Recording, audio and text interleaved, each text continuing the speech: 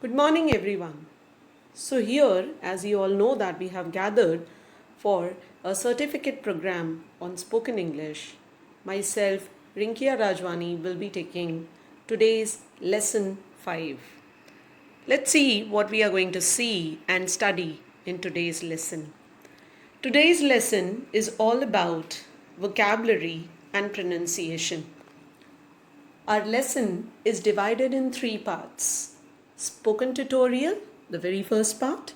Second one is the assignment. So based on whatever we will study, assignment will be given to you all at the end, and also a test. So let's go ahead and see with what is meant by vocabulary. What is this vocabulary? The term vocabulary is defined as the body of words that is being used in a particular language. So whenever we use words in any language, so that is called as vocabulary. Like now I am talking in English, so whatever words I am using in English, that is forming a part of vocabulary, or that is forming vocabulary simply. Now this vocabulary, it gets developed with age. Now say for example, when you were a child, at that moment of time, you were not aware of which words are to be used when. So your mother or your parents, or your relatives used to correct you. Even your teachers and other professionals used to teach you how you should speak, what kind of words you should use, when you should say what you have to speak. So all this was being taught to you all. That is vocabulary. Now this vocabulary, it is very important, and hence it serves as a fundamental tool for communication and also for acquiring knowledge. So that is why it is said that slowly and gradually, with the development of age, this vocabulary also gets developed. So now if you compare yourself, that is the age in which you are right now, and you compare yourself at the age when you were 7 years old, so there will be a vast difference in your speaking skills, in your communication skills. So why it is? It is because of the development of vocabulary.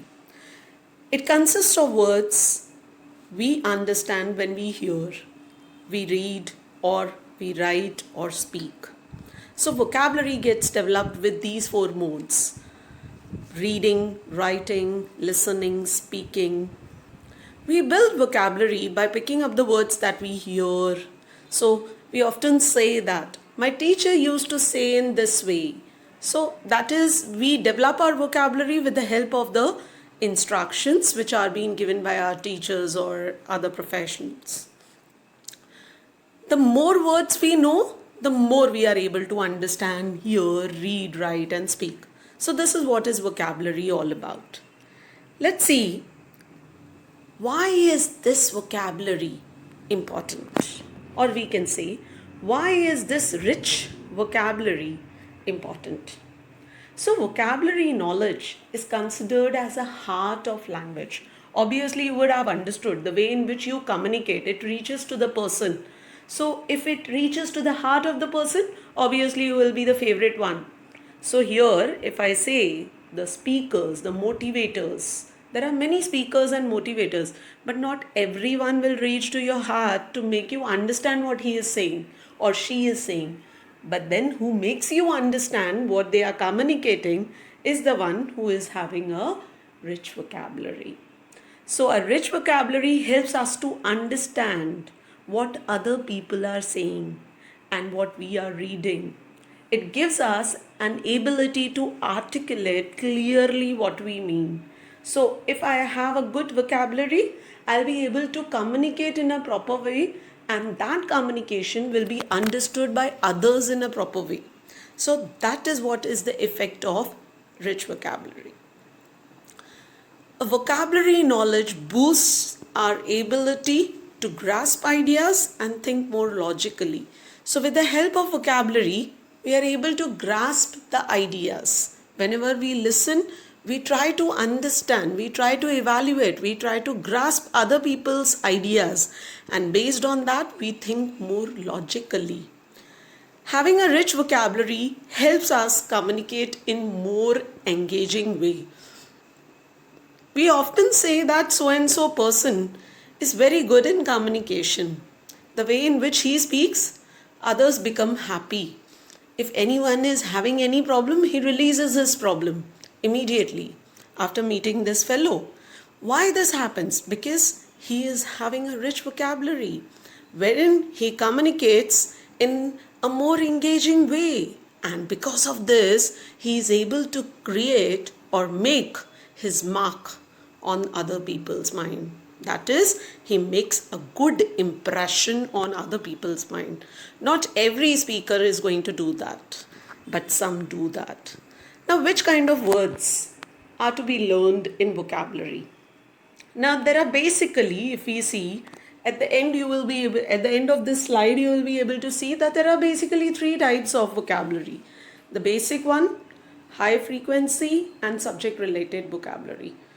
Now, what is the basic vocabulary? Whatever I am speaking, that is the basic vocabulary, the vocabulary or the words that we use in our day-to-day life, the vocabulary that we use daily, regularly, repeatedly. That is what is the basic vocabulary. High frequency, obviously the vocabulary wherein the poets or the authors use in their books or in their write-up, and the way in which they want to communicate. Many times what happens is we need to go down, we need to understand in depth what does it mean. So that is high frequency vocabulary. Subject related vocabulary. Now there are certain words which are specifically used in 1 or 2 subjects. Now say for example you also studied law subject. So in law subject you study one word which is very famous, that is void. Void means illegal. So in basic language or in basic vocabulary, day-to-day activities, we call it as illegal. We never call it as void. But in law, we call it as void. So that is subject related vocabulary. Similarly, in our day-to-day language, we call this year as current year. Correct? But if I take the subject of taxation, then this year becomes assessment year. Similarly, in taxation, the last year becomes previous year. So that is subject related vocabulary. So there are 3 categories of vocabulary: basic, high frequency and subject related. Let's see the next one, and that is types of vocabulary. Very simple one. So from the whatever we have studied, we have seen right now, these types of vocabulary is very simple to understand: listening, speaking, reading, writing. So whenever we listen to anyone, that is how we develop our vocabulary. Speaking, whenever somebody speaks, so whatever they want to speak, they think before they speak, so obviously they develop their vocabulary. Reading, whenever they read the content, maybe in books, newspapers, articles, journals or e-content, obviously they develop their vocabulary.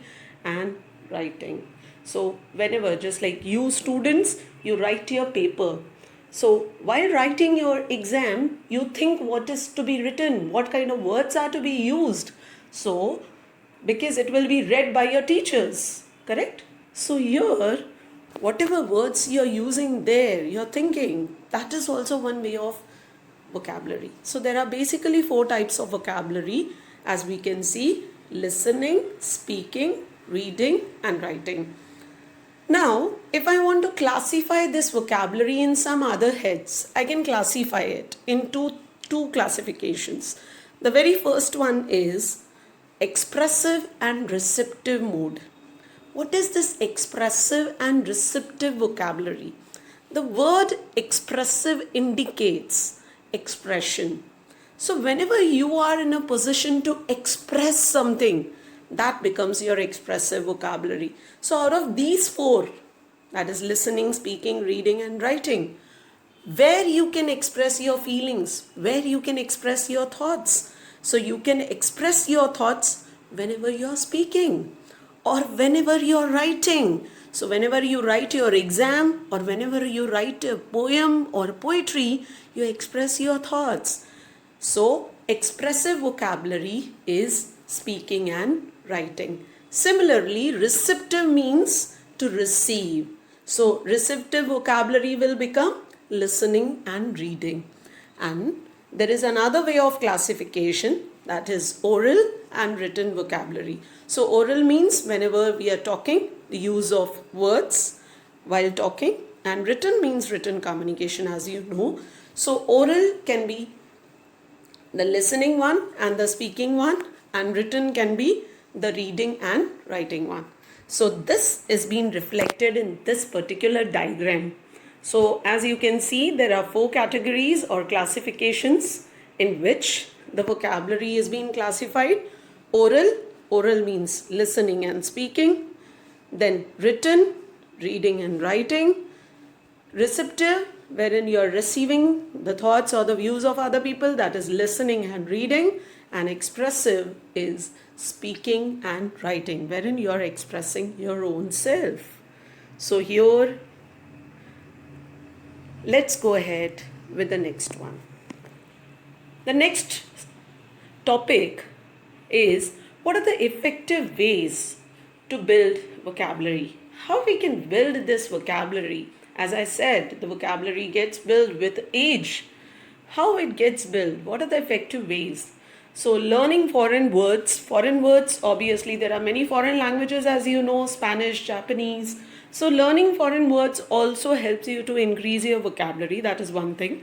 There are other things also wherein you can effectively use to build your vocabulary. That is like connotations, idioms, phrasal verbs, antonyms and synonyms. So what are these? Let's see one by one.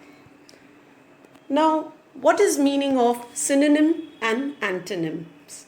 So synonyms means same meaning words, and antonym means opposite words. So this is very important to know what is the same meaning and opposite meaning. Just like there is a word jovial. Jovial means jolly. It simply means, that means a similar word is jolly. We often say that a person is very cheerful. He is very jolly in nature. Jolly means lively, joyous, happy. Correct? So that is synonym. Antonym is opposite to it. Person is very sad, dull, boring, or you can say unhappy. So the antonym is an opposite word to it. Similarly, words like dirty means filthy or unhygienic, and it has an opposite word that is clean, hygienic and organized. Like we say, the room is very dirty, so we can also call it as the room is very unhygienic. Similarly, the antonym to it is the room is hygienic or the room is organized and clean. Similarly, next one is compassion, which means kindness and sympathy. Opposite to it is cruelty. Consent, the same word is agreement, and the opposite word is disagreement. Let's go ahead and see what are the different other ways to build in the vocabulary. The next one is connotations. Now, what do we actually mean by these connotations? So connotation is actually an idea or a feeling which a word invokes for a person. Now, idea or a feeling that we are going ahead. So sometimes that idea or a feeling, say for example, right now, I'm feeling very happy, correct? So because why I'm feeling very happy? Because I'm looking steadily on a painting. So that painting is reminding me that how beautiful the nature is, because that painting is reflecting the nature. So I'm looking steadily towards that painting. So connotations can be positive and connotations can be negative. So whenever a feeling which a word invokes for a person, in addition to the primary or the literally meaning to it, it is called as connotation. Like we say, the person is gazing the painting. So that is positive because he is just gazing the painting with a positive mind frame. But if we say that he is staring the painting, so that is negative. Correct? So similarly, connotations means the neutral connotations that you can see, which is being reflected in the middle column, and the positive ones in the left hand side and the negative connotations on the right hand side. So positive connotations, like the next one is reserved. We can see reserved, the person is reserved in nature. We often call it like that. So positive means the person is dignified in nature. He is having that dignity. Correct? Similarly, we can say about proud. So the person is having a good self-confidence, right? But, and you will say, ma'am, how come proud is a neutral connotation? A proud is a neutral connotation because many a times we say, I am proud of you. So that is a neutral one. That is a good one, correct? Now, negative connotation, obviously arrogant. The person is very arrogant in nature. Similarly, the neutral connotations like inactive, positive one of it is relaxed, like we say the person is inactive in this particular meeting, or I can say the person is relaxed, he doesn't want to listen to this lecture, or we can also say the person is lazy. So lazy means a negative connotation, relaxed is a positive one. So this is all about connotations. Let's move ahead and see what is the meaning of phrasal verb. Now, phrasal verb actually is a group of words, correct, that functions as verb. So here there are two verbs. Both of them, if you see separately, will have different meanings. But when they come together, they'll have the same meaning. That they will give us another meaning. Like say for example, pass away. If I say pass, means I have cleared. Away means far. If I separate it, it is giving me different meaning. But I see as a together word, pass away, which means die. Similarly, pass out means lose consciousness. Pass up means declining an opportunity. So these phrasal verbs are actually used in informal communication. They are not usually to be used in formal communications, and hence they are avoided in the formal letters or formal presentations. The next one that we are going to see is about idioms. Now what is this idioms? अगर मैं simple language में बोलना चाहूँ, so idioms can be called in Hindi as muhavre. So an idiom is a phrase or expression that typically presents a figurative, non-literal meaning which is attached to it. So here you will understand something else, but actually the meaning will be something else. Like say for example, we can see a bed of roses.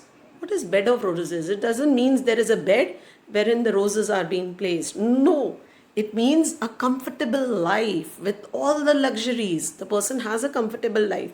So many a times even our parents do tell us, you do not expect that a life is bed of roses. You need to work hard and get roses for your own self. So that is what is an idiom all about. Like the last one we can see, to blow one's trumpet, that is to praise oneself. There are many people who keep saying I am this, I am that. So what is this? Praising oneself a lot. So my friend has a habit of blowing his own trumpet. Correct? That can be there. So these are called as idioms. Like black sheep is also there, or to beat black and blue. Let's see the next part of the session. The next one is about pronunciation. Now what is this pronunciation? The way in which we speak a language, or the way in which a word is being spoken, the language is being spoken, this may refer to generally agreed upon sequences of sounds in speaking a specific word or language in a specific dialect. Like I am speaking, the way in which I am speaking, like I say specifically, I say pronunciation, correct? So the way in which you pronounce it, spelling doesn't matter. It doesn't determine the pronunciation. Sometimes the spelling is silent in some word, but still then, after being silent, it doesn't determine the pronunciation to it. Let's see which kind of silent letters are there in words wherein they are not used in pronunciation.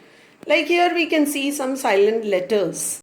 So as I already said that there are few words in which one or the two letters are silent. Let's see here. Like there are four columns which we can see. In the first column, letter H is silent. So whenever we call it as R, we call it as R. We never call it as however. So while talking about honest, again H is silent. So this is what is contributing towards the pronunciation. Similarly, if you see silent K, like whenever we say knee, we never pronounce knee. Similarly, knowledge, knowledge, we never pronounce like that. So K is silent there in these words like knee, knowledge, no, night, knife, not, etc. Similarly, talking about B word, B letter that has been silent, wherein climb, debt, doubt, dumb, numb, etc. L is silent in palm, balm, wood, half, talk, walk, etc. Other examples like pneumonia, psychology, wherein P is silent, island, S is silent, whistle, T is silent, campaign, G is silent, bristle, T is silent. So these are such words which are to be pronounced in this way. So thank you everyone. I hope you enjoyed the session. So here am I leaving you all with the assignment and test. Bye-bye. Take care.